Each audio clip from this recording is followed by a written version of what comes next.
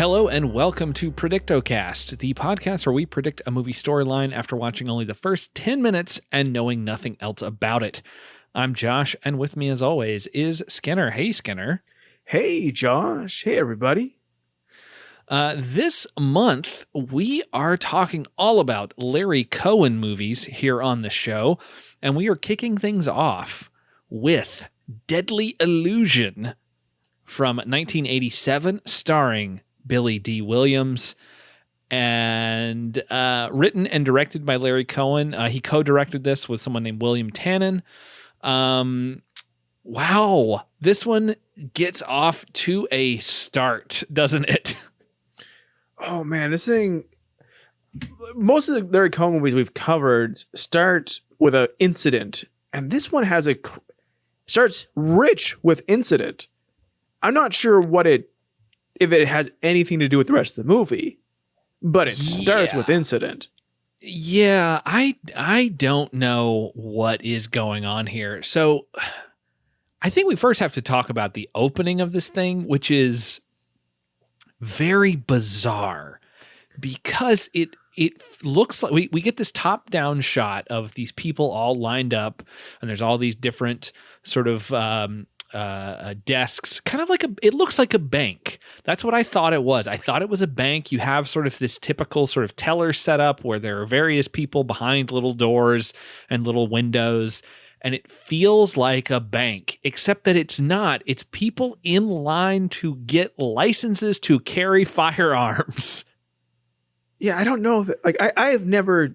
I'm Canadian. I've never tried to get a gun license or an open carry license or a hidden carry license or whatever the fuck you guys Americans have for having too many guns. But I don't know if there's a specific bureau to cover just those licenses. Well, that's the thing. Nowadays, there isn't. You can just go to Walmart and get a gun. You can just go to a gun show and get a gun without having to do anything. You don't have to go to some particular bureau and get a license approved and worry about the fact that because you shot 3 people, you might not get your license approved.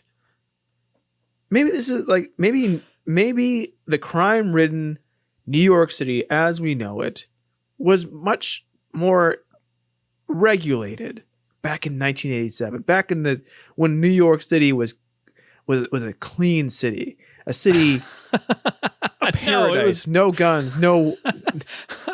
The fact is that the people in line, both good and bad, because ostensibly we're supposed to be on the side of Billy Dee Williams, our ostensible hero of this movie. We haven't gotten to the point. Have we said what the name of the movie is for the people listening along yet? I said Deadly Illusion. Did you say Deadly Illusion, or was that just an illusion? I didn't say it in your preferred pronunciation, but Will I you did please say the do title. That then? We're watching Deadly Illusion. Thank you. That's how everyone wants to hear it. Well, the thing is that in the line for this gun license bureau, I don't know what this is. It's such a foreign concept. Both Billy Dee Williams and Joe Spinell, who goes mad and kills someone, are both carrying guns on them, even when they are not licensed to do so. This seems like to be a scene to set up it being a comedy almost, because everyone's just has one-liners to the person behind their teller, and the tellers are all sarcastically insulting the people who are coming to their window and to each other. We have someone say, "Just because I'm gay doesn't mean I don't shoot straight." And there's someone's say why are you all, everyone here always a male chauvinist ass?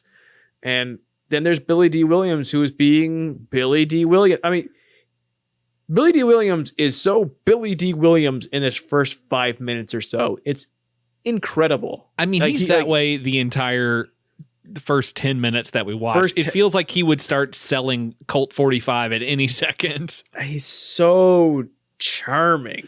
And that's why I think that that's just who he is. I think that obviously everyone knows him from Star Wars and a few other things that he's been in. But I mean, obviously that's kind of his big thing that when you say Billy Dee Williams, people think of Star Wars or Harvey Colt Dent. 40. Okay. Or Colt 45, I was going to say. But like, I think he's just this cool, like all the time.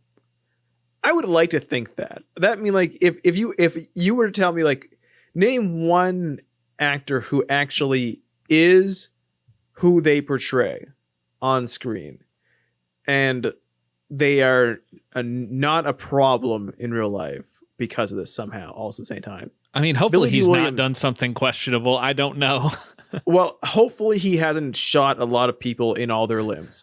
That is, I wouldn't want that. But just as far as like someone just being a very, very happy, charming man, if Billy Dee Williams is that, that's great. I hope he just is this super charming, happy man who loves being Billy Dee Williams.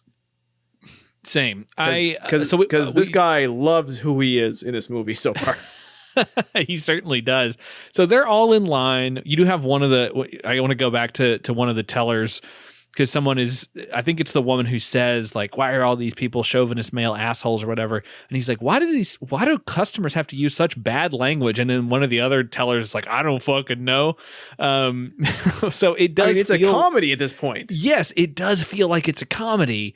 And then you've got Joe Spinell at one of the teller windows. And if you don't know who that is, he was in the sort of classic cult horror movie Maniac. And he's been in tons of other shit too. But I think that's his claim to fame. I believe I'm right on that. If I'm not, who gives a shit? But he is freaking out because they tell him that his license is not it is not approved, and he's like, if you don't approve this, I'm gonna kill somebody. And he pulls a gun out and fucking loses his mind, and everybody runs except Billy Dee. Yeah, everyone kind of takes off. A police officer comes in and goes into a standoff with him because Spinell grabs this blonde woman as a hostage, and then he shoots the police officer dead. Yeah, and it's wild. And right before that, we get a little snippet of a conversation between Billy Dee Williams' character, whose name is Hamberger.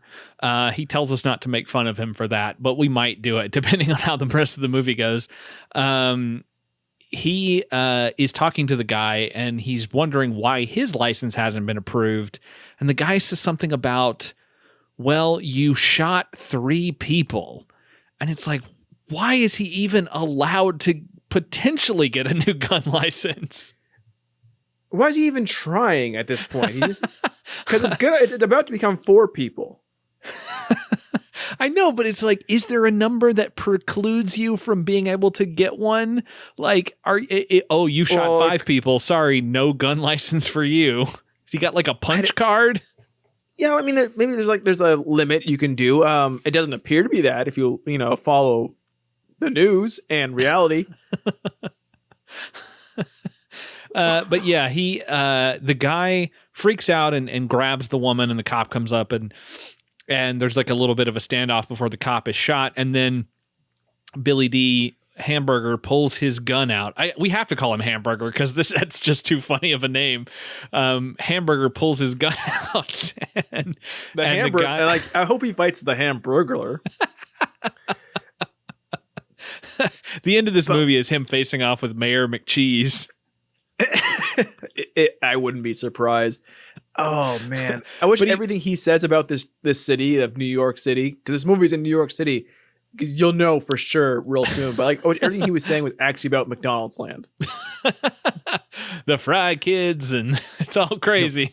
The McNuggets, early bird. Her and I had a thing. But he, Ronald, that guy is such a clown. He pulls his gun out and he brandishes it at the clerk, who then quickly stamps his license and approves it so that he can then use his gun to take out this guy. But how does he take it out? Well, once again, this is not. I don't think it's a comedy. We don't know yet. We don't know yet. But he turns around, calm as fuck, like he is not worried at all. the cop has just died in front of him. He shot him. This guy's clearly crazy. He just looks at her, says to the woman who's in front of him as a human shield, and goes, "Spread your legs, baby," and then shoots this dude in every limb. He pulls a RoboCop here, and also uses a line that he's probably used multiple times before.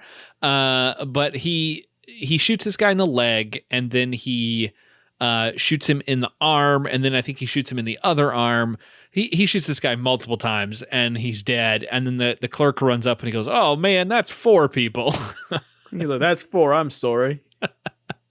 and then the girl is freaked out because what just happened, and she's like, "Can I go now?" And he kisses her hand. No, what she says is, "Well, that was crazy. Care to buy me a drink?" And he's like, "I've already done enough for you today."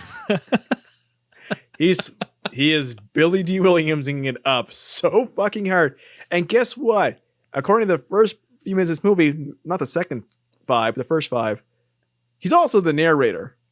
Yes, we do get some classic kind of, I think what they're going for is kind of a noir type thing, because it's got him kind of walking through the city.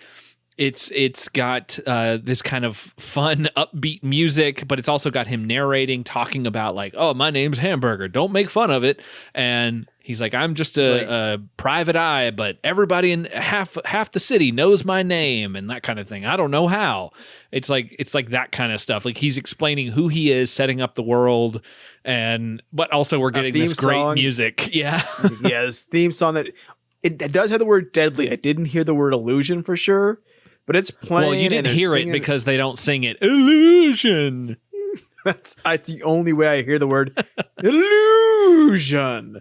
But like he's literally at one point running towards the screen while this song is playing. Why is he running? I don't know. This is not a man who runs, but he's running towards the screen. Well, he's wearing like a nice like overcoat and like slacks. He's not in running attire.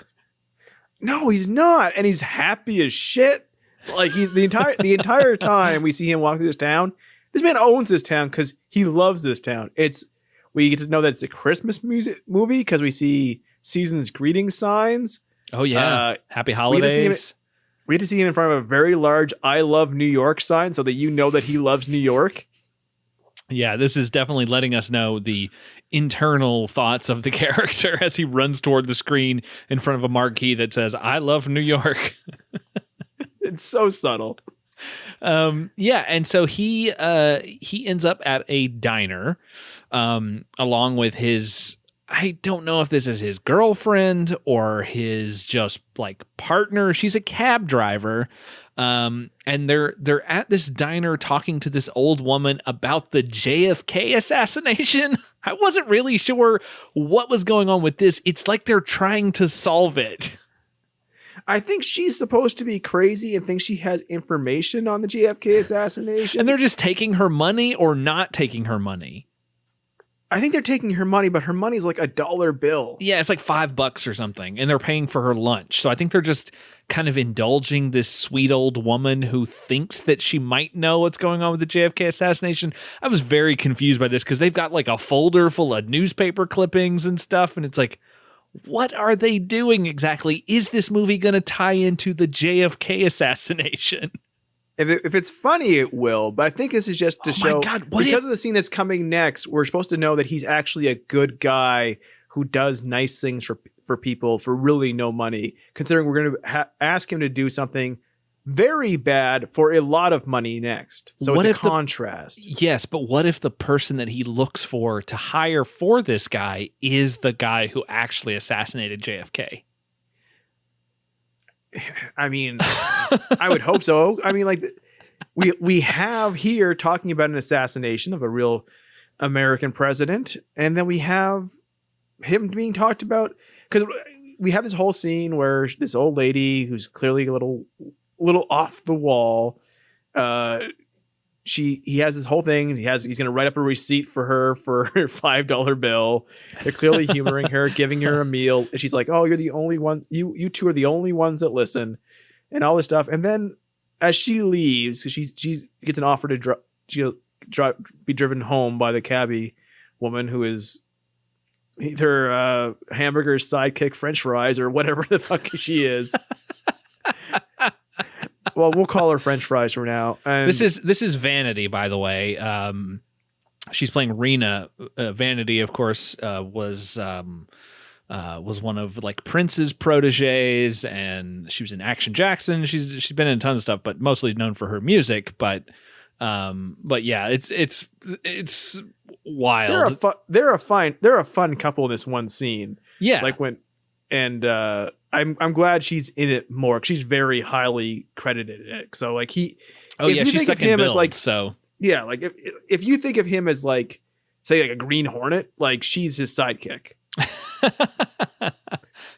But they happen to work out of a diner and are fairly intimate. But he might be intimate with half of New York, so it's really hard to tell right now. That's how they know who he is. Well, she knows his favorite Haagen-Dazs, you know, like we have this old lady's walking out, and the plot walks in behind him. Yeah. This guy shows up, this older guy, and this Mike Pence looking motherfucker. A little bit, yeah. He has a job for the Hamburger King, and that's to kill Mother. This is sort of your typical 80s like business douchebag.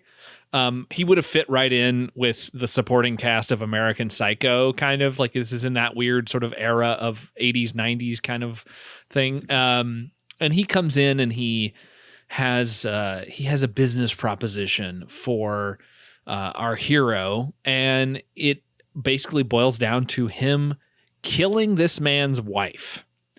And at first, Hamburger is like, well, why would you think that I'm in that line of work? And he goes, well, you've been involved in lots of cases where people have ended up dead.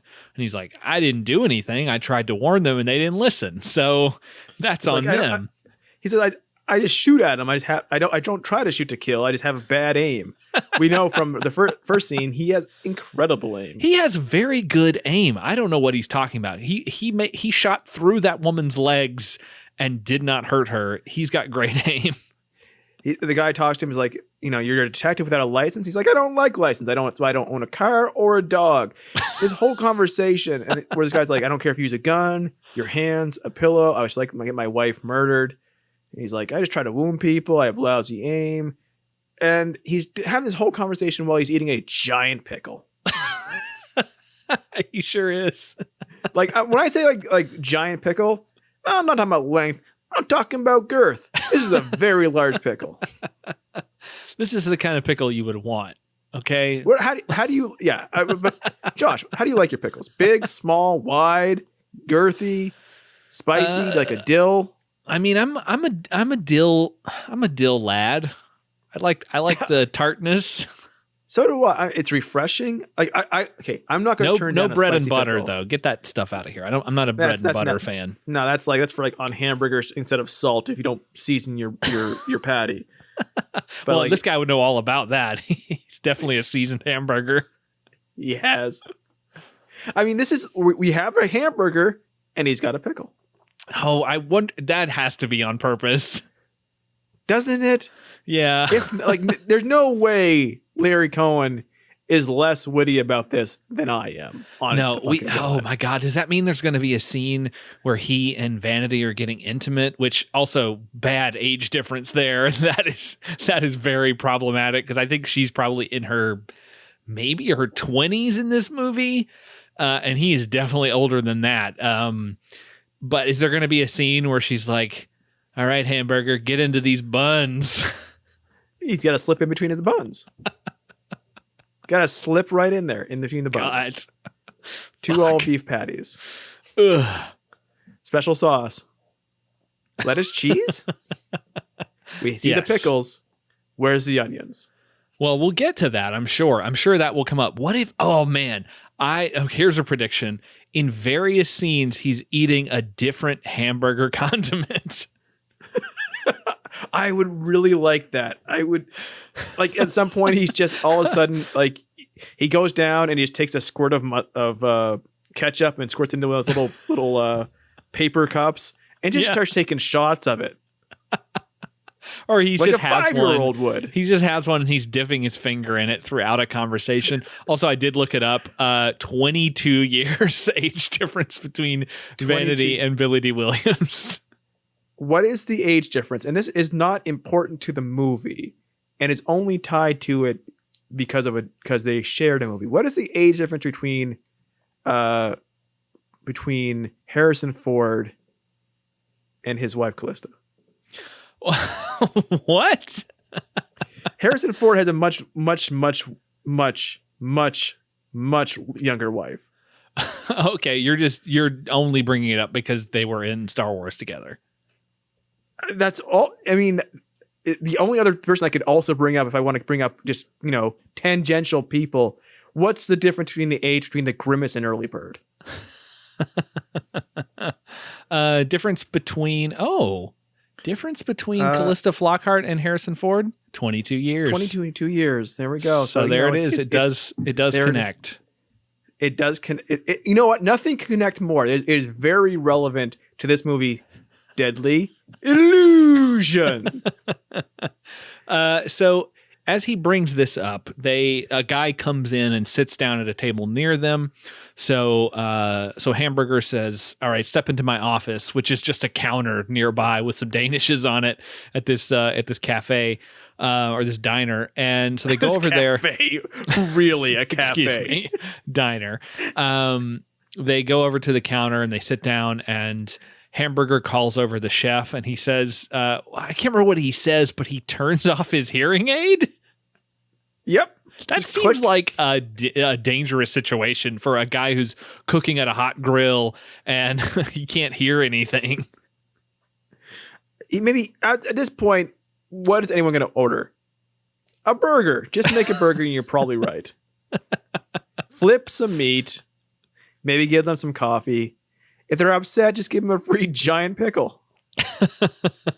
And so they sit down at the counter, and the guy they start talking more about this what this guy wants Hamberger to do for him, and he says, "Well, I could find someone to do it for you, act as your middleman," and they start laying it out. He's like, "I'll pay you $100,000 for this.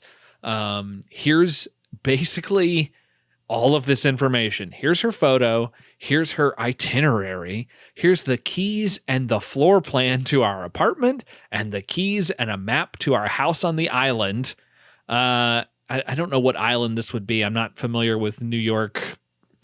Something in let's assume it's in the Hamptons, maybe. Yeah, maybe that makes island? sense. Sure, I was thinking that weird island Cape where they Cod? had that. What's that island in New York where they had that prison? Manhattan.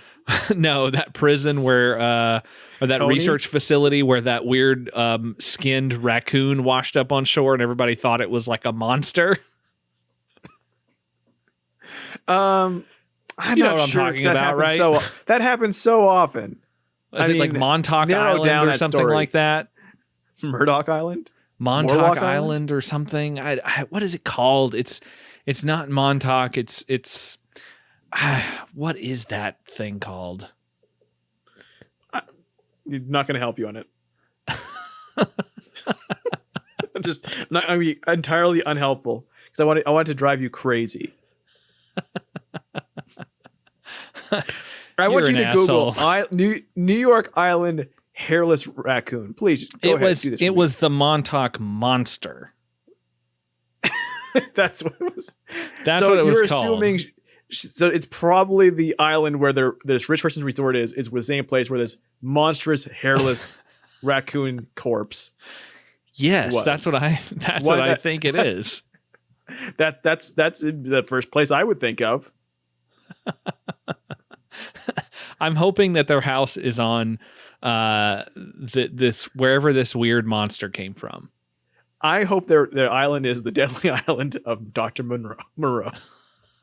Or doing weird experiments.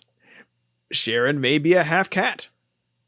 Or they'll go to see cats together. It's New York, baby. So he sets all this stuff up. Sharon is Morgan Fairchild, by the way.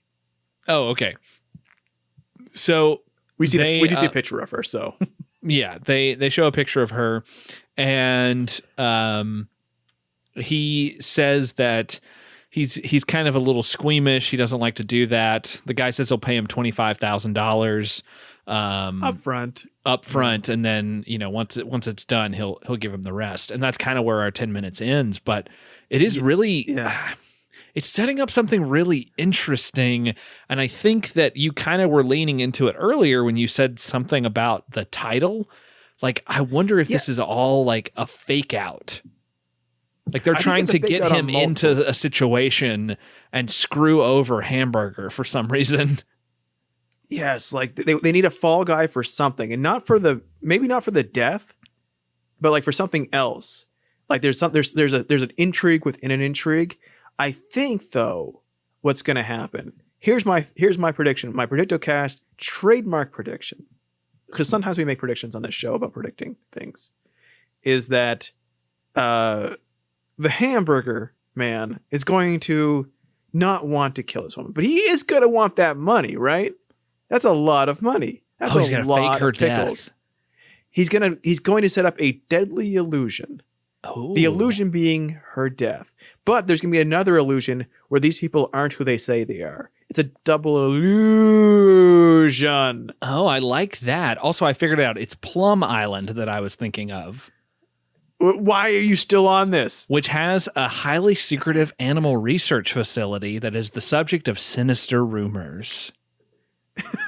And a lot of people thought that's where the Montauk Monster came from. And I think I'm crossing my fingers that is where their house is. Their island house is on Plum Island. Their luxury penthouse island is on an island that has rumors of animal cruelty. Yes. See? Island of Dr. Moreau. Yes. Maybe there's still a chance she might be part cat. Yes. I'm fingers crossed for that. What if that's the deadly illusion? That is the deadliest illusion. I regretted to inform you that my wife is part cat. Sorry, Hamberger. I'm sorry. That she's a cat woman. He's Harvey Dent. There needs to be something that he in his past that is catching up with him, because he's an unlicensed. We're made sure to tell that he is well known in this town. He's probably good at what he does, because he tells a lady, spread your legs, and then takes out this guy pretty easily. But we're told that he is a unlicensed detective. We can assume at some point he was licensed, because he's even after shooting 3 people, he's trying to get approved for a gun license. So I'm sure at some point he's tried to get approved to be a detective. Like he didn't always work out of a cafe with his cabbie sidekick. I hope they have a tricked out car, the Hamberger Mobile. It'd be so great if what if deadly illusion. This is a man, we could say maybe he does illusions. He does things that trick the mind, trick the eyes. What if Larry Cohen sat there and he's like, I need to get the license and rights to the Shadow. And they were like, no, you can't, because that would cost money. And he's like, I don't like spending money. And they're like, we know you don't, so you don't get it. He's like, well, I'll make my own Shadow, starring Billy Dee Williams as a guy named Hamberger.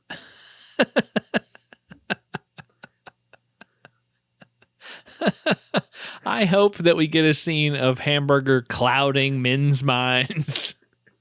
I hope we do. While eating a giant pickle or some Haagen-Dazs. I want to go back to that. I really hope that there are multiple scenes that are just him eating just eating a raw onion, or just chowing down on a tomato, or all the just biting right into a head of lettuce. What if someone's about to attack him at one of the delis, the delicatessens, the diners that are all his offices throughout the city? They're all his Hamburger headquarters. Someone's attacking him, and he blinds them by picking up in one hand a condiment squirter of ketchup, one hand a condiment squirter of mustard, and shoots them both in one eye.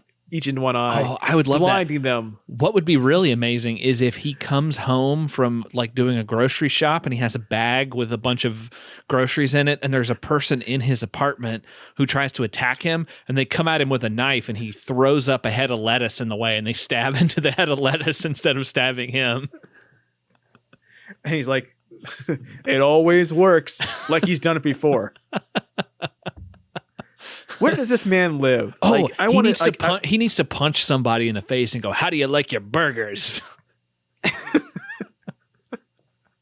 Medium rare. When he punches someone until they're bloody. Yeah. So, will we see where the hamburger lives? I mean, we have to. Will we see? I mean, like, we have to. This is a man whose bed we will see. Oh, right? you mean you're asking, will we see the Hamburger Hamlet? Yes. Yes, I'm sure. His bed is probably round like a hamburger. The ground round. Oh man, does that mean he has his quarter pounder? Does that mean he has one of those cool hamburger phones? And because it's not Juno, it'll be like accurate and real and not just a fun kitschy throwback. That would be great. And that's what he uses. If you need him, you know where to call him on his hamburger phone. Yeah, if you need hamburger, just go to any Burger King and you'll find him. Oh man. I'm sure I know this won't play into the plot enough. Because it can't, because no amount would be enough. I want all of it. Yeah, no, I'm excited. I think Billy Dee Williams is a fun presence.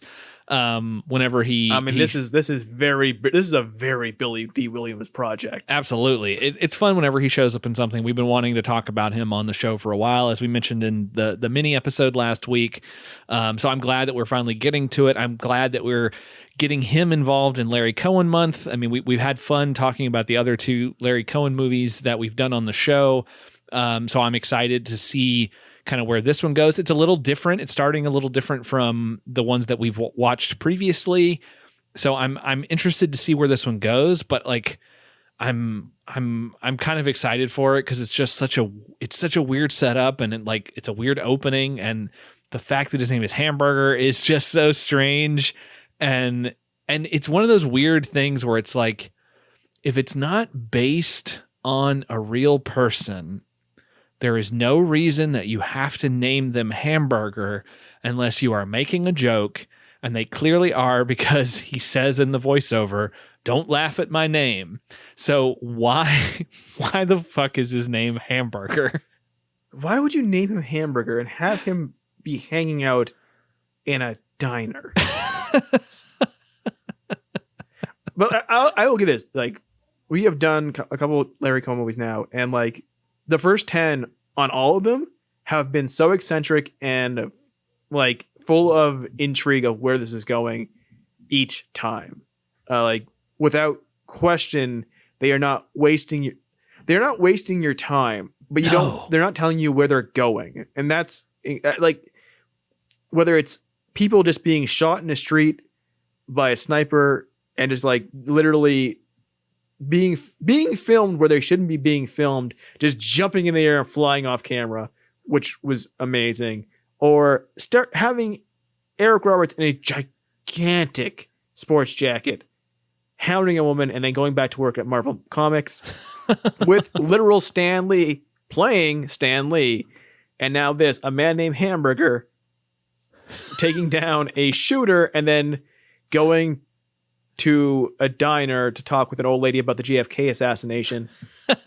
These are the starts of movies that this podcast literally lives for. Yes. No, it's such a good way to begin, because it's inevitable that, based on just the track record we have with watching his stuff before, it's going to spin out of control and go in a direction that we couldn't expect. So I'm super pumped to get into this one. I think this is the perfect place to wrap this episode up so that we can watch the rest of Deadly Illusion, and then we can come back on Thursday to talk all about it. I can't wait to talk about this. This is one of the few ones where the 10 minutes are up. I'm like, that wasn't enough. I need more of this. Mind you, we watched about, 15 minutes.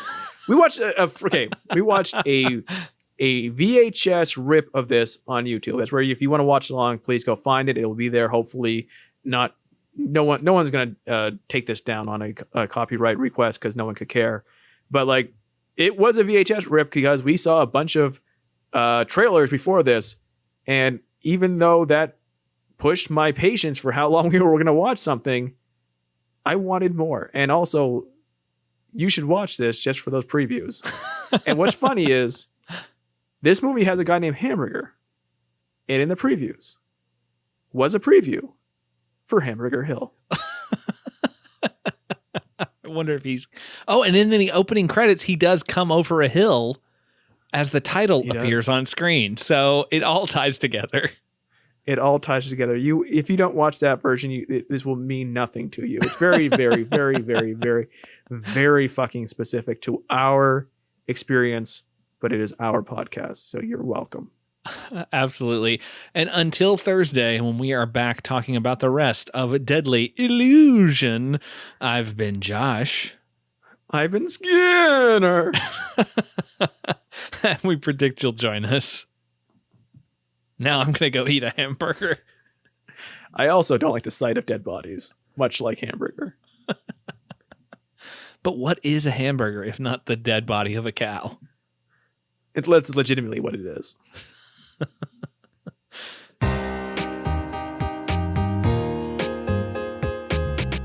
If you like the show, subscribe, rate, and review us over at Apple Podcasts. We're on Twitter and Instagram at predictocast, and you can find our entire back catalog at predictocast.com.